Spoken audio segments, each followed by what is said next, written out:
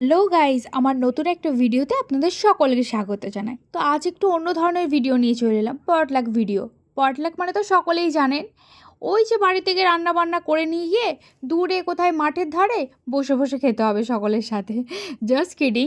তো এই আইডিয়াটা ছিল আমার একটা দিদির, দেখলাম মন্দ নয়, ভালো আইডিয়া, আর একটা ভিডিও বানানো যায়, শেয়ার করা যায়। আর থ্যাঙ্কস টু টেকনোলজি, যার জন্য এই ভিডিওগুলো একদম স্মৃতিবন্দি করে রাখতে পারছি। ভবিষ্যতে যখন দিনের শেষ আনতে চলে যাব, মানে জীবনের আর কি, তখন এইগুলো বসে বসে দেখবো যে কত সুন্দর কাটিয়েছে ফ্যামিলির সাথে, আর সুন্দর সুন্দর রেসিপি বানিয়েছে। আর জায়গাটা দেখুন কি সুন্দর, দুধারে গাছ আর মাঝখান দিয়ে চলে যাচ্ছি, আর এত অ্যাস্থেটিক লাগছিল, বিষয়টা কি বলবো। আর তারপর আমার হিরোর এন্ট্রিটা তো দেখলেন, মানে আমার মায়ের হিরো, আমার সুপার হিরো। ক্যামেরা না ঘোরাতে ঘোরাতে কেমন হাই করছে দেখুন। তারপর কি তিরপল টিরপল বেছিয়ে সব কিছু ভালোভাবে গুছিয়ে নিয়ে বসে আনবক্সিং করতে শুরু করলাম, মানে খাবারগুলোর আর কি। আর সুন্দর সুন্দর খাবার হয়েছিল। আর আমার বৌদি প্রথমবার মোমো বানিয়েছিল, জিজ্ঞাসা করছিল দিদি কেমন হয়েছে, আর স্যুপটা তো দারুণ হয়েছিল।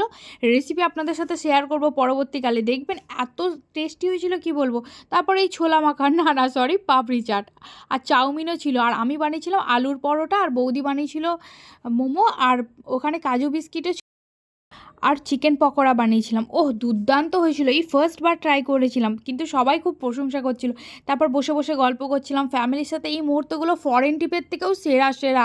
আমার কোনো দুঃখ নেই জীবনে যদি কোনো জায়গায় ঘুরতে না যাই। ফ্যামিলির সাথে এই টুকটুক করে মাঝে মধ্যে সন্ধ্যেবেলা হোক সকালবেলা হোক, এই ঘুরতে বেরোনো, এই হাঁটতে বেরোনো, এই গল্প করা, এই জিনিসগুলো অ্যাস্থেটিক লাগে, অ্যাস্থেটিক মোমেন্ট বলতে পারেন জীবন। মানুষ কর্মব্যস্ততায় এইভাবে বাঁচতে ভুলেই গেছে। মাঝে মাঝে আপনারাও করে দেখবেন, খুবই ভালো লাগবে এই ধরনের আউটিংগুলো। আর ব্যালকনিতেও করতে পারেন যদি কোথাও না যান।